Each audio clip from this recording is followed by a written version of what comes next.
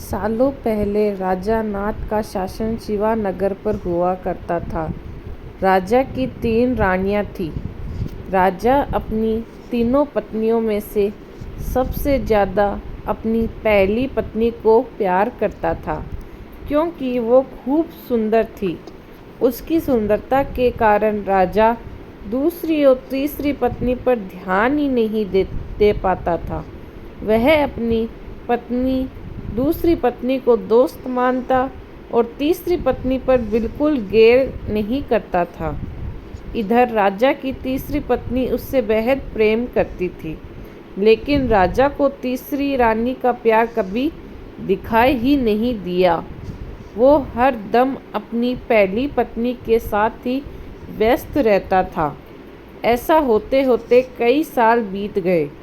रोज़ राजा की तीसरी पत्नी इसी उम्मीद में रहती थी कि राजा आज उसके पास आएंगे, आज वो कुछ प्रेम भरी बातें करेंगे, लेकिन ऐसा कभी कुछ नहीं हुआ। इसी तरह कुछ वर्ष बीत गए। एक दिन राजा नाथ अचानक से गंभीर बीमार हो गए। उनकी तबीयत देखते ही देखते खराब होती गई और उनके जीवित रहने की उम्मीद कम हो गई। तब राजा ने अपनी पहली पत्नी को बुलावा भेजा। राजा की पहली पत्नी राजा के पास आए तो राजा ने उससे पूछा कि मेरे जीवित रहने की संभावना बहुत कम हो गई है और मैं भगवान के पास अकेले जाना नहीं चाहता हूँ। क्या तुम मेरे साथ चलोगी? राजा की बातें सुनकर रानी ने उनके साथ जाने से मना कर दिया और कहने लगी, अभी मेरा जीवन बचा हुआ है और मैं अभी और जीना चाहती हूँ।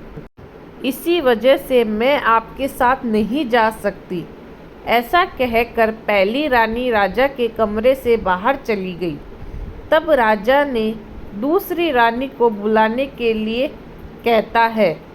दूसरी रानी को जब पता चलता है कि राजा अपने अंतिम क्षण में हैं और वे अपने साथ अपनी पत्नी को लेकर जाना चाहते हैं, तो वो राजा के पास जाने से ही मना कर देती है। अपनी दोनों प्रिय रानी से निराश होकर राजा ने सोचा कि मैंने कभी अपनी तीसरी पत्नी को समय नहीं दिया और न ही उस पर प्यार जताया। अब मैं उसे कैसे बुला सकता हूँ?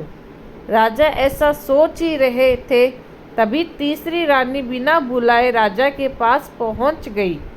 तीसरी रानी को राजा की इच्छा पता होती है, इसलिए वे सीधे राजा से कहती है, स्वामी, मैं आपके साथ चलने के लिए तैयार हूँ। रानी की बात सुनकर राजा को बहुत खुशी हुई। साथ ही उन्हें यह निराशा हुई कि उसने सारी जिंदगी उस रानी से ठीक तरह से प्यार नहीं जताया, लेकिन यही मुझसे सबसे ज़्यादा प्रेम करती है। उसी वक्त राजगुरु एक जाने माने वैद्य को लेकर आते हैं, जो राजा की तबीयत को ठीक कर देता है। राजा ठीक होते ही अपनी तीसरी रानी से प्रेम करने लगा। हमेशा अपने करीब राजा ने अपनी तीसरी रानी को ही रखा और दोनों खुशी खुशी राजमहल में जीवन जीने लगे। कहानी से सीख, किसी को सुंदरता से प्रेम नहीं करना चाहिए, बल्कि उसके दिल और आचरण से प्यार करना चाहिए। धन्यवाद।